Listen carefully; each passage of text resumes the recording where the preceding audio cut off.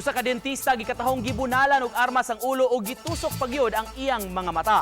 Duha ka mga wa mailhing lalaki ang gitubok nga mihimo sa krimen sud mismo sa dental clinic. Ini ang report ni Alan Domingo.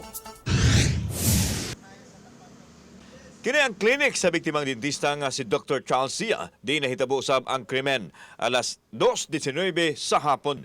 Duha matod pa kalalaki ang nagpakarong ingnon nga adunay i-deliver sa biktimang dentista.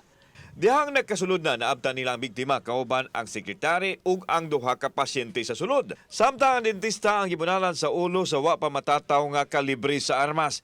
Dihang nalipong ang biktima. Dinha na gitusok sa usa sa mga suspek ang mata sa dentista. Humani ni biya sa crime scene ang mga suspek sakay sa motor, samtang dali usab nga gidala sa tambalanan ang doktor. Anong gamit ng pagtusok? Based on the interview of the victim, hindi nakita ng victim natin kung anong ginamit na pantusok sa mata niya kasi bagok na nga siya. Anong sinabi nila? Sinabi lang nila doon sa victim natin na on Visayan term na dako kay kag sala nako.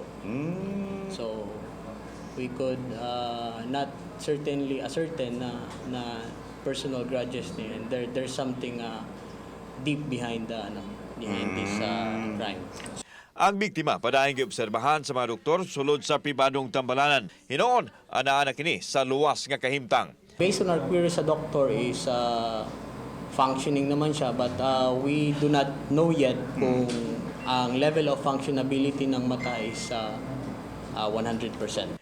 Usa sa gitan-aw nilang motibo ang personal grudge. Hinoon, giimbestigahan na sa kapulisan ang tanang anggulo sa krimen. Aduna na nakuhang CCTV ang mga investigador apan wa nila ibutyag ang detalye niini. Wa pa mohatag og pamahayag ang pamilya sa dentista. Kauban si Clover Lumayag, ako si Alan Domingo.